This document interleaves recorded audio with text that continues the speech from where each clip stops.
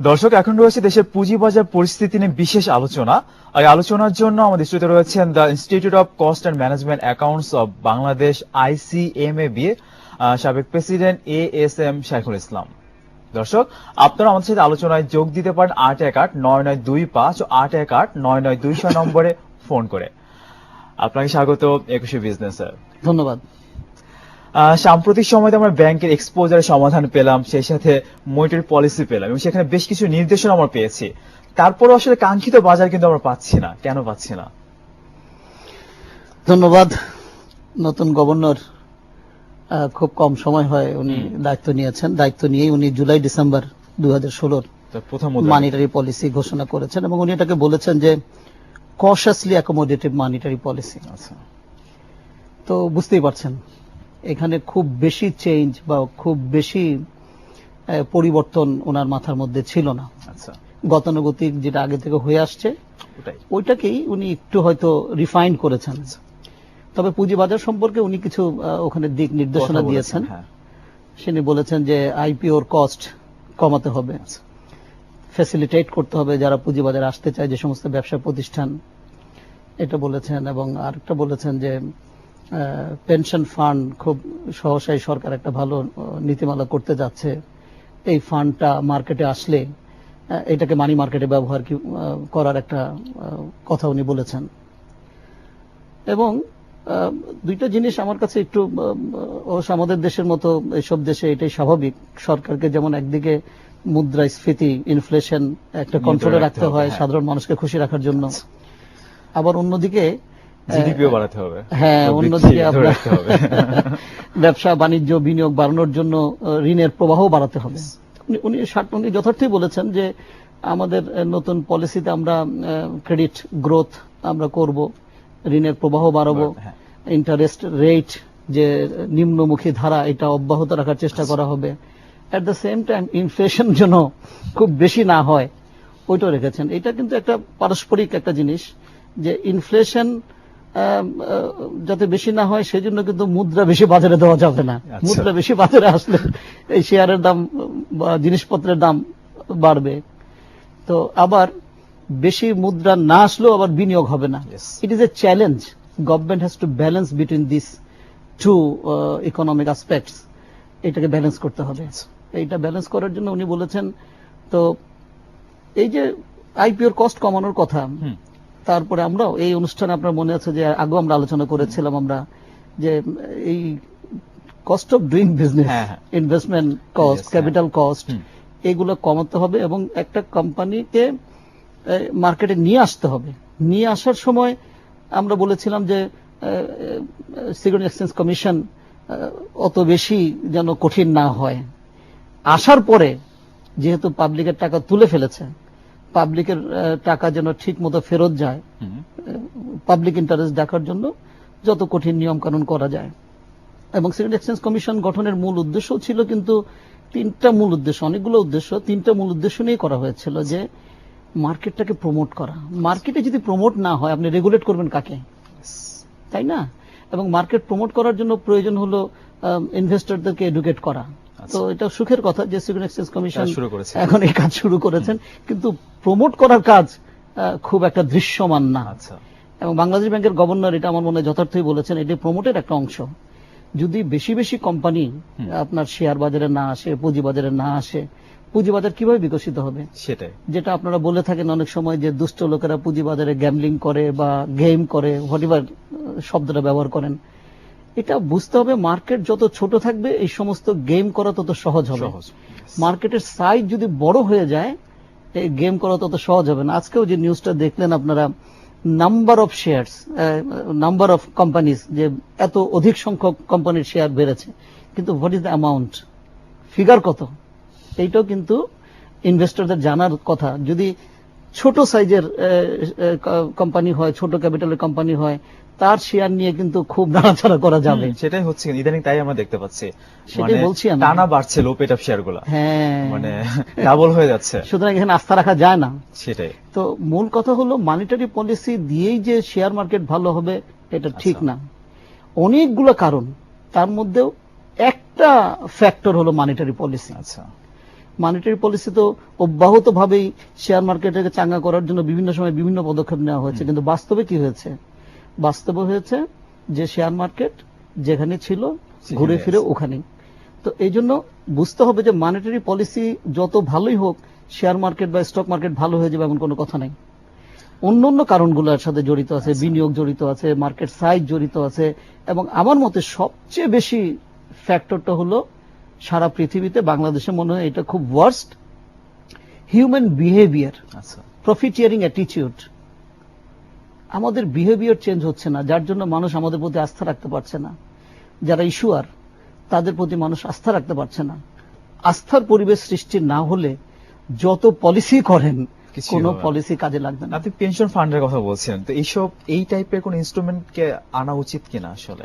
দেখুন, pension fund, gratuity fund, provident fund, এগুলো মানুষের সারা জীবনের কষ্টার্জিত সঞ্চয়, রিটায়ার্ড লাইফের চলার সঞ্চয়। সারা পৃথিবীতে এই ফান্ডগুলো ব্যবহারের জন্য আপনার ফাইন্যান্সিয়াল রুলস, অ্যাক্টসে অনেক বিধান থাকে যেন এগুলো কোনো রিস্কি বিনিয়োগ না করা হয়। মোর রিস্ক, মোর প্রফিট, মোর গেইন, এটা চলবে না এই জায়গায়। এই জায়গায় প্রফিট গেইন একটু কম হলো, টাকাটা যেন নিশ্চিত থাকে। সুতরাং পেনশন ফান্ড, বাংলাদেশ ব্যাংকের গভর্নর যেটা বলেছেন, উনি যদি এটা নিয়ে আসেন মানি মার্কেটে, এট বেস্ট এটা আপনার ওই যে বন্ডে, এফডিআরএ, টিডিআরএ এইসব জায়গায় ব্যবহার করতে পারবেন, মানে ডেট মার্কেটে ব্যবহার করতে পারবেন। শেয়ার মার্কেটে এটা ব্যবহার করা যাবে না, কারণ শেয়ার মার্কেটে রিস্ক থাকে। আপনার সারা জীবনের সঞ্চয় যদি রিস্কে পড়ে যায় পেনশন ফান্ডটা, বাকি জীবন আপনি চলবেন কিভাবে? সেটাই তো। সুতরাং আমার বিবেচনায় এটা শুধুমাত্র ডেট মার্কেটে ব্যবহার করা যাবে, শেয়ার মার্কেটে ব্যবহার করা যাবে না। আমরা পুঁজিবাজার নিয়ে আরো অনেক আলোচনা করব, ছোট একটা বিরতি নিয়ে আসি। Thank you. দর্শক, এবার নিচ্ছি একটা বিরতি, ফিরে আসবো একটু পরে, আমাদের সঙ্গেই থাকুন।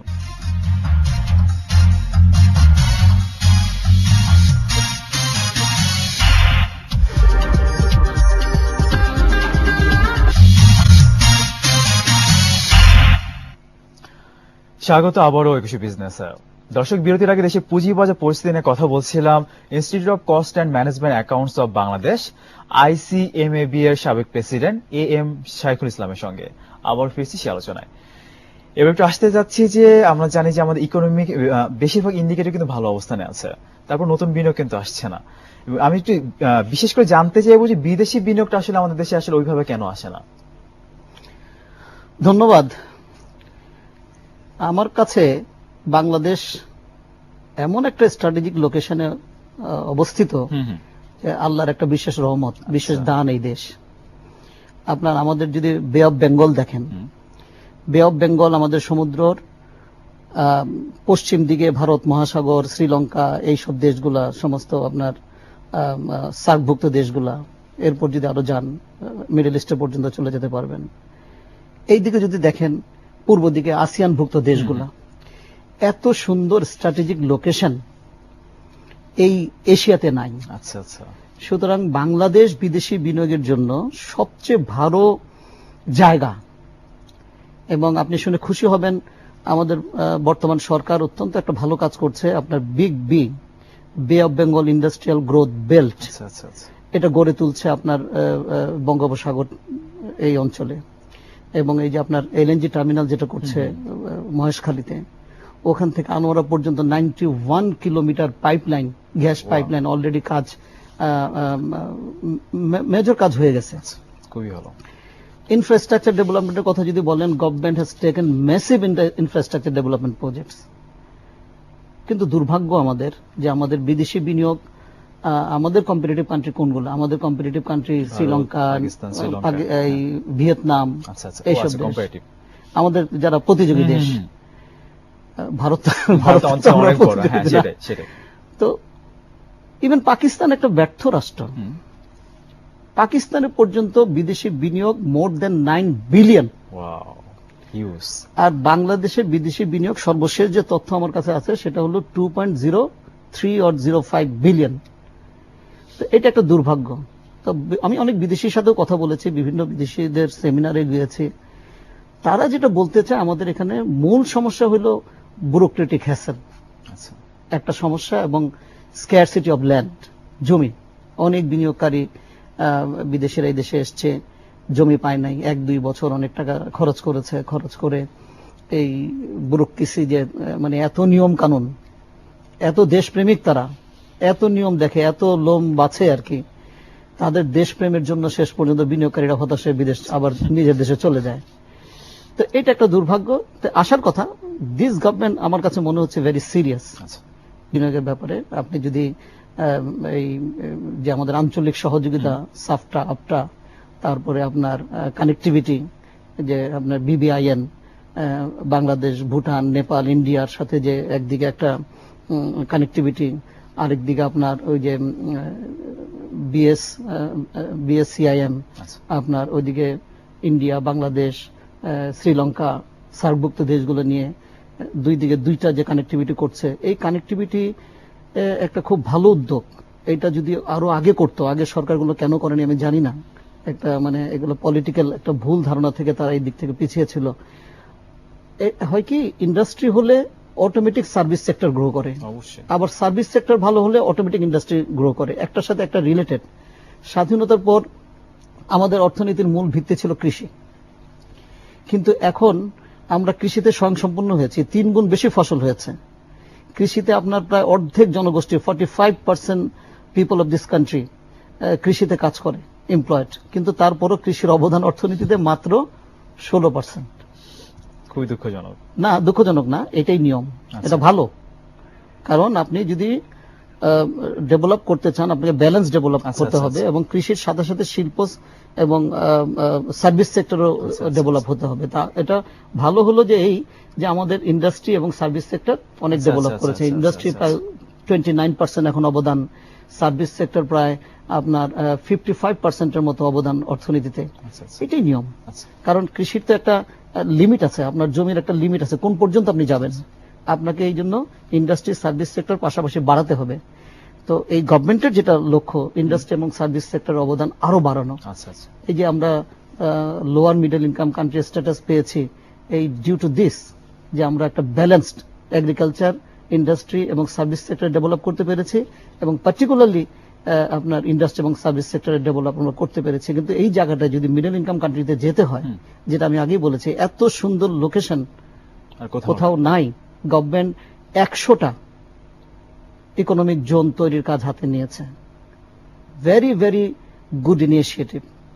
এটাকে করতে হবে। এটা করলে হবে কি, ওই যে বিদেশিরা যেটা বলছে আমরা এসে ল্যান্ড পাই না, ল্যান্ডের সমস্যার সমাধান কিন্তু হয়ে যাবে। গভর্নমেন্ট ইপিজেড থেকে ল্যান্ড দিয়ে দিতে পারবে, এক্সপোর্ট ইকোনমিক জোন থেকে দিয়ে দিতে পারবে, স্পেশাল ইকোনমিক জোন থেকে দিয়ে দিতে পারবে।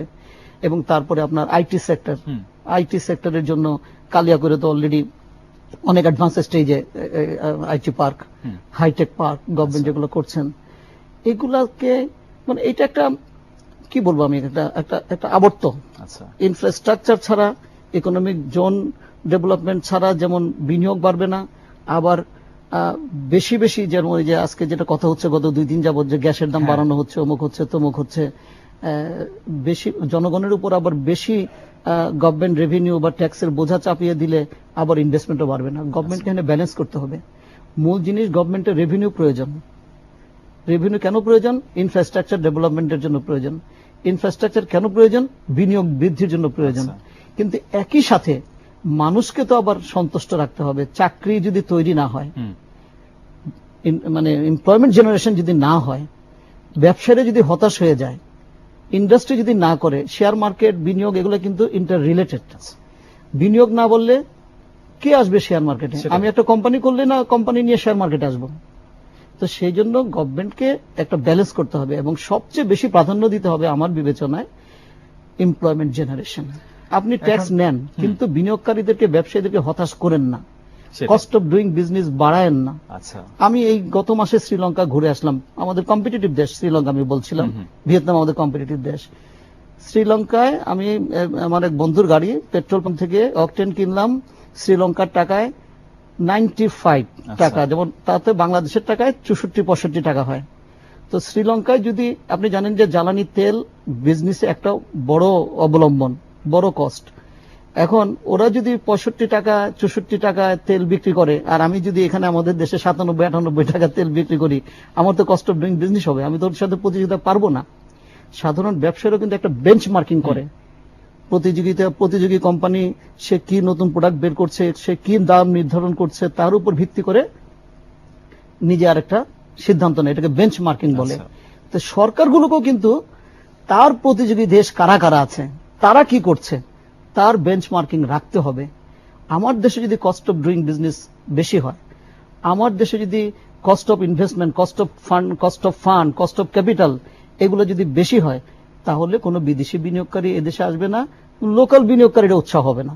আপনি যদি বিনিয়োগ বোর্ডের এই গত প্রান্তিকের গত 6 মাসের রিপোর্ট দেখেন, বিনিয়োগ বোর্ড আজকে পত্রিকা এসছে, প্রথম আলো আমি দেখেছি সকালবেলা বাসা থেকে আসার সময়, যে স্থানীয় বিনিয়োগের এটা কমছে। আচ্ছা, তো স্থানীয় বিনিয়োগ যদি না বাড়ে, বিদেশি বিনিয়োগ তো বাড়বে না। আকৃষ্ট হবে না। আগে সেটাই। স্থানীয় বিনিয়োগকারীদের উৎসাহিত করতে হবে। সেটাই। স্থানীয় বিনিয়োগকারীরা যখন দেখবে বাড়ছে, বিদেশিরা যখন দেখবে, তখন তারা আসবে। সেটাই এই জায়গায় গভর্নমেন্টকে একটু মনোনিবেশ আমরা করতে হবে। প্রত্যাশা করব এবং আমাদের দেশও এগিয়ে যাবে, আমাদের পুঁজিবাজার অনেক ভালো হবে অন্য দেশের তুলনায়। আমরা সেটা প্রত্যাশা করব। আপনাকে অনেক ধন্যবাদ। আপনাকে ধন্যবাদ, ইটিভি বিজনেসকে ধন্যবাদ। দর্শক, এতক্ষণ দেশের পুঁজিবাজার পরিস্থিতি নানা দিক ও করণীয় কথা বলছিলেন the institute of cost and management accounts of Bangladesh ICMAB এর সাবেক প্রেসিডেন্ট ASM শাইখুল ইসলাম। দর্শক, এবার নিচ্ছে আরো একটা বিরতি। দুপুর 1:30টায় আবার ফিরে আসবে বিজনেসে আরো আয়োজন নিয়ে। আমাদের সঙ্গেই থাকুন।